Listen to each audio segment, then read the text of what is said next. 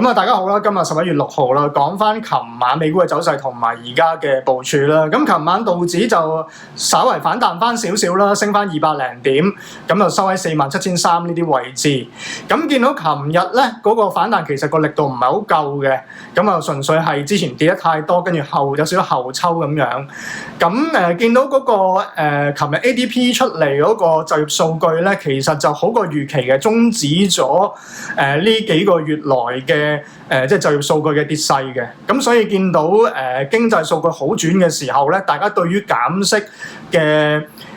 希望或者嘅預期就減少咗嘅。咁所以覺得加息或者叫做個經濟向好收水嗰邊嗰個情況係增加翻嘅。咁見到美匯指數因為呢個情況咧就上升咗上到去100.3嗰啲位置嘅美匯指數，咁啊破咗近期嘅高位嘅，咁而家慢慢美匯形成一個上升軌啊，咁啊講緊97伸延上嚟嘅，咁見到歐羅即係非美貨幣有一個貶值嘅情況出現啦，咁呢個要值得留意嘅，因為美匯破咗位之後咧，即係話有機會啲 trend 係會倒轉行啦，例如非美貨幣會有一個跌勢啦，例如可能黃金嘅一個牛三嘅情況會終結啦，咁啊再加上可能科技股之後會有所再下調啦，咁所以我哋會預期有反彈，但係冇大升嘅，即係講緊美股呢邊，港股都有可能會出現呢個情況。咁當然港股就受制於 A 股嘅上升，有可能會好少少，冇跌得咁多，但係我哋會預期就係開始會 risk off。即係話會慢慢走翻去美金度收水啊！咁一啲風險資產，例如股票啊、金啊，甚至 Bitcoin 咧，都可能會有少少回調嘅趨勢。咁令到近期呢個中期嘅上升浪會有所終結啊！咁我哋而家見到嗰個業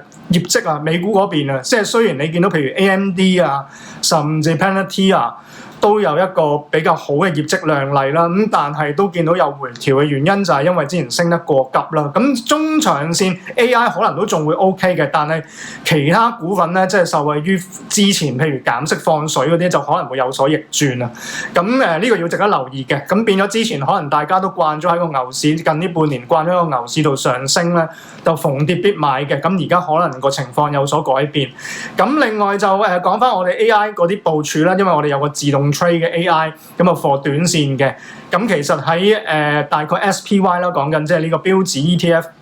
喺687嗰啲位咧，講緊1-2個禮拜之前其實就已經沽晒貨，跟住跌咗落嚟之後亦都冇買翻嘅。咁我想講嘅就係我哋而家 AI 係冇美股嘅，所以係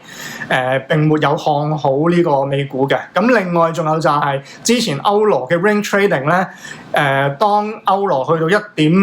1.16甚至1.15幾呢啲位咧 ，suppose 好似之前 range trading 係會買翻 long 翻水咁啊，咁佢而家反而係冇 long 翻，甚至係 short 更多喎。咁所以我哋而家其實就會有一手嘅歐羅淡倉喺手，咁而家落到1.14幾嘅。咁所以我想講嘅係外匯嗰邊都破咗 range 㗎啦，咁就向下破嘅非美貨幣。咁呢個值得留意嘅，因為係個 trend 會轉咗咯。咁大家如果買緊風險資產嘅，要保守翻少少，例如金啊、Bitcoin 啊，甚至股票啊，應該都唔好咁進取嘅。咁如果要真係想買嘅，情願買翻 A 股相關，因為嗰邊有自己嘅走法，可能會硬淨少少。今日嘅分享到呢度，唔該。